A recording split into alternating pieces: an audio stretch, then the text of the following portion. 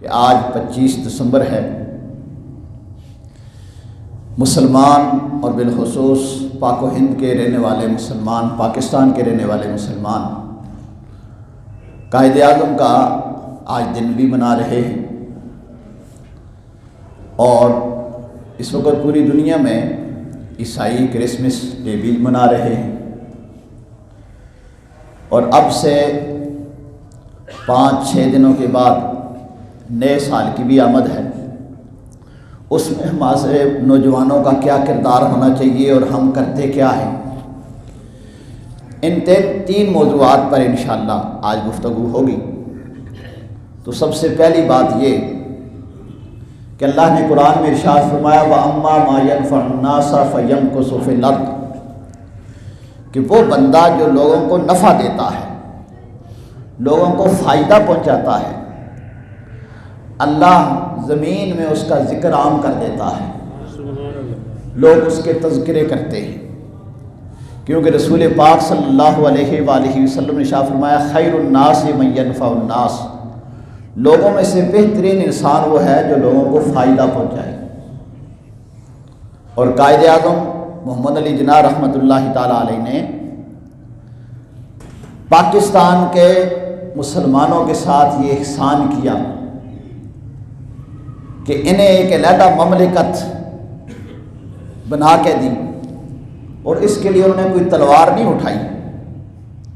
کوئی توپ نہیں چلائی، بلکہ صرف اللہ نے جو انہیں فہم و فراست عطا کی تھی، جو علم عطا کیا تھا، اسے استعمال کیا، اور اقوام عالم میں اپنا مقدمہ پیش کیا کہ ہمارا رہن سہن، ہمارا طریقہ کار ہندوؤں سے بالکل مختلف ہے، ہم ان کے ساتھ کسی صورت نہیں رہ سکتے، لہذا ہمیں علیحدہ ایک مملکت دی جائے، علیحدہ ایک ملک دیا جائے۔ اور ان کا نظریہ اور سوچ کیا تھی؟ یہ کہتے تھے کہ ہم علیحدہ جب ملک حاصل کر لیں گے، اس میں رسول پاک صلی اللہ علیہ وآلہ وسلم کا جو لایا ہوا نظام ہے، نظام مصطفیٰ، ہم اس میں نافذ کریں گے صلی اللہ علیہ وآلہ وسلم، نظام اسلام ہم اس میں نافذ کریں گے۔ اور جب ملک پاکستان حاصل کر لیا تو پھر بھی قائد اعظم نے یہ بات کہی ہے کہ ہمیں مقصد صرف یہ علیحدہ وطن حاصل کرنا نہیں ہے، بلکہ مقصد یہ ہے کہ ہم اس میں اسلامی نظام کا نفاذ کر سکیں، اسلامی نظام نافذ کر سکیں۔ اور آپ سے پوچھا گیا کہ آپ اس ملک میں کون سا نظام چلائیں گے؟ کہیں انگریزی نظام چل رہا ہے، کہیں کچھ چل رہا ہے، کہیں کچھ چل رہا ہے، آپ کون سا نظام چلائیں گے؟ تو آپ رحمۃ اللہ تعالی علیہ نے فرمایا مجھے کسی علیحدہ نظام کی کوئی ضرورت نہیں، میرے لیے رسول پاک صلی اللہ علیہ وآلہ وسلم کا نظام ہی کافی ہے، اور میں وہی نظام یہاں نافذ کروں گا جو مدینہ شریف میں نافذ ہوا تھا۔ لیکن افسوس، اتنا عرصہ گزر جانے کے باوجود ہمارے حکمران آئے، اپنی تجوریاں برتتے رہے، اپنے مفادات حاصل کرتے رہے، جس مقصد کے لیے ملک پاکستان کو حاصل کیا تھا اس مقصد کو حاصل نہ کر سکے کہ ہم اس میں نظام مصطفیٰ صلی اللہ علیہ وآلہ وسلم کا نفاذ کریں گے۔ اور شاید اسی ارادے کی بنیاد پر حضور نے شاہ فرمایا نا، بندہ جب نیت اچھی کرتا ہے تو اللہ کی مدد اس کے ساتھ ہوتی ہے، کیونکہ ان پاکستان کو حاصل کرنے والے جو اس وقت کے قائدین تھے، ان کی نیتیں اچھی تھیں۔ اس لیے تو ہمارے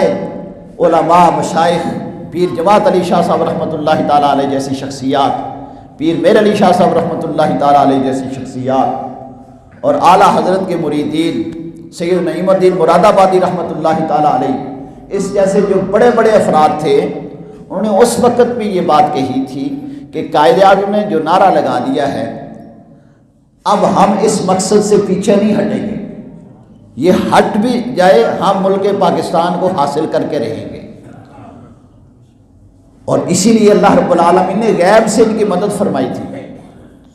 اور ملک پاکستان کا جب اعلان ہوا تو ماہ رمضان المبارک کی 27ویں رات تھی۔ کتنا مقدس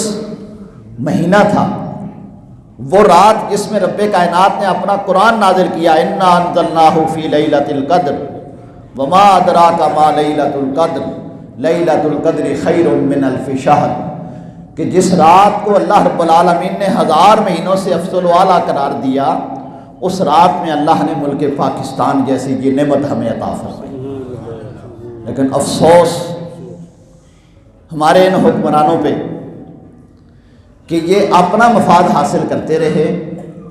عوام کے ساتھ دھوکہ کرتے رہے، لیکن اس ملک پاکستان میں نظام مصطفیٰ صلی اللہ علیہ وآلہ وسلم کا نفاذ نہ کر سکے۔ اگر کم از کم اتنا ہی کر دیتے، ہماری عدالتوں میں قانون اسلام نافذ ہو جاتا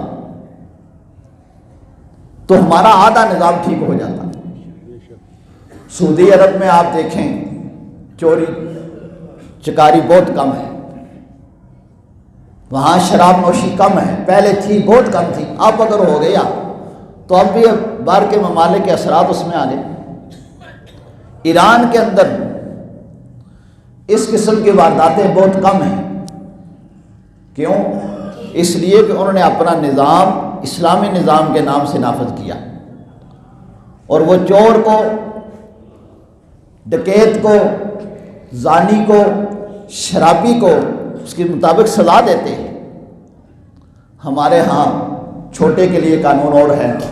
بڑے کے لیے قانون اور ہے، اور پھر عام آدمی بھی جس کے ساتھ ظلم و زیادتی ہوتی ہے، اگر وہ عدالت میں چلا جائے اس کو اتنا رگڑا دیا جاتا ہے، وہ کہتا ہے میں کس مصیبت سے نکلا تھا، آگے کس مصیبت میں پھنس گیا۔ اس نے 100 روپے کی فوٹو کاپی کرانی ہوتی ہے، 10 روپے کی، 5 روپے کی فوٹو کاپی کرانی ہوتی ہے، تو اس سے 500 کا نوٹ لے لیا جاتا ہے تو واپس نہیں ملتا۔ 100 کا نوٹ اگر لے لیا جاتا ہے تو واپس نہیں ملتا۔ ایوان عدل میں جہاں نام ہی عدل ہے وہیں ظلم و زیادتیاں ہوتی ہیں۔ تو کاش ہمارا یہ نظام جو عدل کا نظام ہے وہ ٹھیک ہو جائے، باقی نظام ہمارا خود بخود ٹھیک ہو جائے گا۔ ہر بندے کو یہ پتہ ہو کہ میں نے اگر جرم کیا تو میں اپنے اس جرم سے چھپ نہیں سکوں گا، بچ نہیں سکوں گا، کوئی وکیل، کوئی جج طرفداری نہیں کرے گا، مجھے کیفر کردار تک پہنچائے گا، لیکن ایسا ہوتا نہیں ہے۔ حالانکہ ہمارے کریم آقا صلی اللہ علیہ وآلہ وسلم نے یہ سبق دیا تھا، کاش یہ سبق، یہ حدیث ہماری عدالتوں میں لکھی ہوئی ہو اور ہر وکیل اپنے موکل کو یہ حدیث سنائے۔ رسول پاک صلی اللہ علیہ وآلہ وسلم کی بارگاہ میں 2 افراد کا مقدمہ پیش ہوا، حضور علیہ السلام نے دونوں سے دلائل سنے، اور جب نبی پاک صلی اللہ علیہ وآلہ وسلم فیصلہ فرمانے لگے تو حضور علیہ السلام نے شاہ فرمایا میں ظاہر کے مطابق فیصلہ کرنے لگا ہوں، جس طرح میرے سامنے دلائل آ گئے ہیں میں اس کے مطابق فیصلہ کرنے لگا ہوں، لیکن یہ بات یاد رکھنا وہ زمین کا معاملہ تھا، ایک کا دعویٰ یہ تھا اس نے میری زمین پہ قبضہ کر لیا۔ تو حضور علیہ السلام نے ارشاد فرمایا یہ یاد رکھنا اگر تم نے جھوٹی قسم اٹھا کے، جھوٹے دلائل دے کے دوسرے بھائی کا حصہ غصب کر لیا تو کل قیامت کے دن تمہیں یہ واپس دینا پڑے گا، تم اللہ کے ہاں مجرم قرار پاؤ گے، میں نے تو تمہارے ظاہر کے مطابق فیصلہ کر دینا ہے۔ جب وہ دونوں افراد نے رسول پاک صلی اللہ علیہ وآلہ وسلم کی بات سنی، دونوں بلک بلک کر رونے لگے۔ ایک کہنے لگا یا رسول اللہ صلی اللہ علیہ وسلم میں اپنا آگے سے چھوڑتا ہوں، دوسرے نے کہا یا رسول اللہ میں اپنا آگے سے چھوڑتا ہوں، ہم دونوں راضی نامہ کرتے ہیں۔ کاش ہماری عدالتوں میں آج اگر یہ باتیں ہوتی، ہمارے دلوں کے اندر سے یہ کدورتیں ختم ہو جاتی تو عدالتیں نہ بری ہوتی۔ آج ہماری عدالتیں بری ہوئی ہیں، وہاں جائیں جناب موٹر سائیکل کھڑی کرنے کی جگہ نہیں ملتی۔ وجہ کیا ہے کہ دلوں کے اندر عداوتیں آ گئی، دشمنیاں آ گئی، خوف خدا ختم ہو گیا،